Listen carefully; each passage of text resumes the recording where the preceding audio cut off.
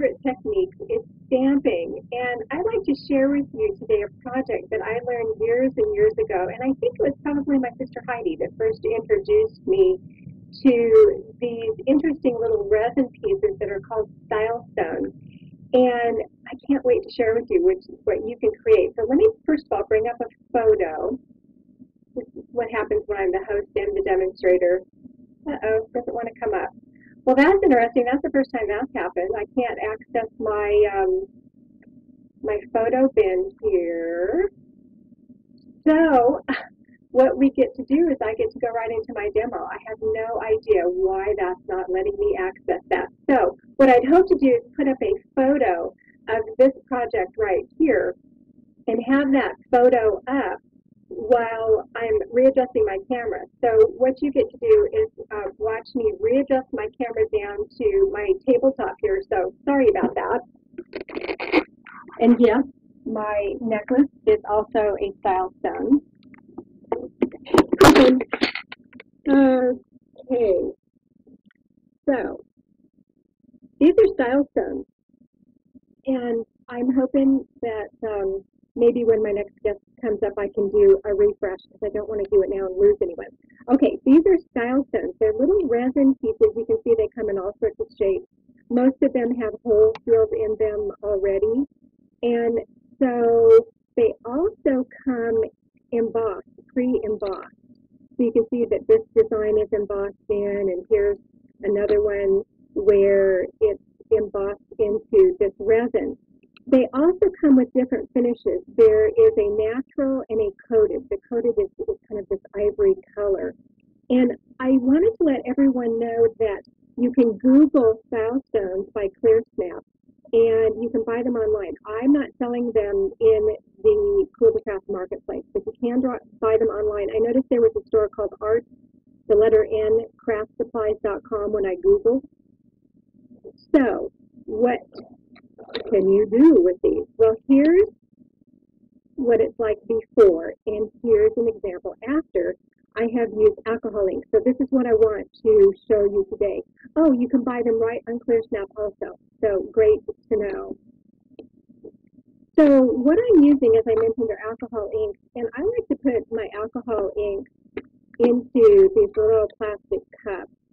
And I managed when I was setting this up this morning to like spill my alcohol ink all over my hand. So I'll see if I can try not to do that right now. And you just need a real fine brush, fine point tip brush here, and you dip into your alcohol ink, and you just float it right in to that embossed area. And you can see it doesn't take much ink at all, and it flows right in.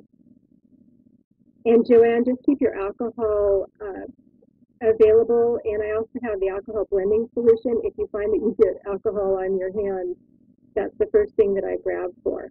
All right, look how quick and easy that is to fill in. And I love these embossed designs because it really does all the work for you. So, Brenda, these are my favorite colors. I love a citrus green and a bright aqua together. I don't know what that means in the color world. Now, I did not wash my brush out. I'm just going right in because I'm creating actually that third color as Brenda taught us in the magic of 3. So you want to color the top and the side. And you can use a heat gun in order to speed up the drying on this if you'd like to. So that's how easy these are to color. So the first step is simply picking the design that you want. The second step is filling them in. So I'm going to push this to the side. So I have this one completed here where I have used my alcohol ink on the front, the sides, and the back. So here's what's cool about these. You can actually stamp on the back of these, and I just use my Stays On ink, jet black. And so you could make, if you wanted to, a pendant that's reversible. And so remember, you have that beautiful embossed design on the front, but what if you want something completely different on the back or something complementary? So here is I love dragonfly stamps. So I have inked up that stamp. And I like to actually press my style stones into my rubber stamp rather than the other way around. And so I'm just going to place it. Remember, you want that ink to be completely dry before you go and stamp. And there you have now a reversible pendant. Isn't that cool? And I noticed that a lot of these pieces, when you go and buy them in bulk, they're only about 50 cents each. So I have that reversible pendant. What I like to do is put the gloss finish on the top. You can see, by the way, this is a water bottle bracelet. So I used a water bottle, my sister Heidi's technique, where you cut up water bottles. You can kind of see that there. So that's a water bottle. Now Heidi likes to use a lot of the smooth water bottles. This one is one that has a lot of grooves in it.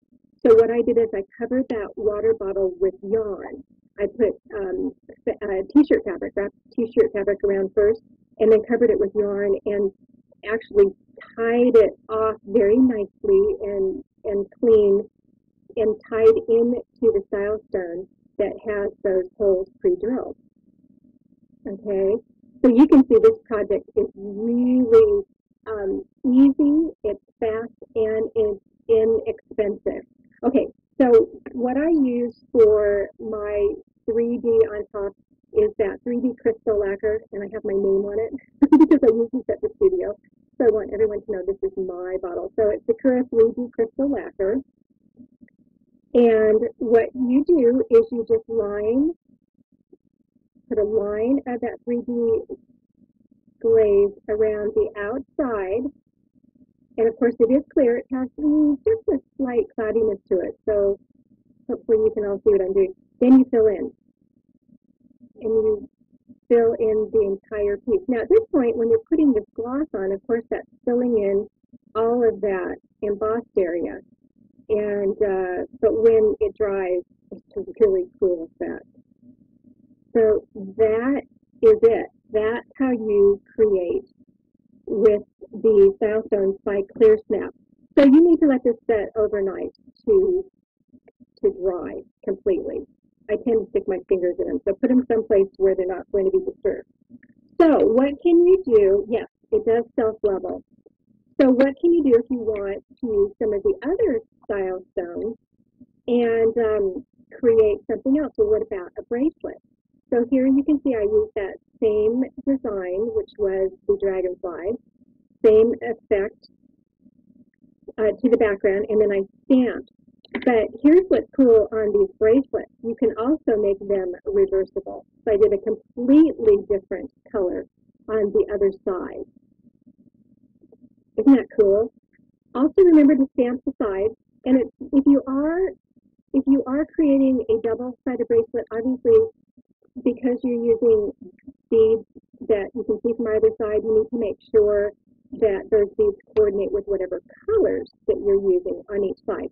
So I have just started to string these on elastic cord. You can of course use your regular beading jewelry wire and use a beautiful toggle if you'd like to, but this is a quick and easy way in order to make a bracelet. So I have a couple of other examples here.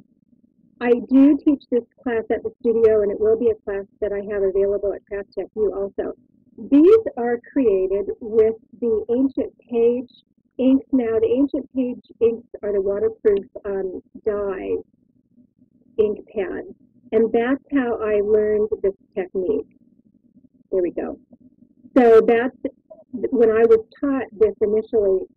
We use those Ancient Page, and so when I teach my classes, I use the Ancient Page. And again, remember, this is reversible.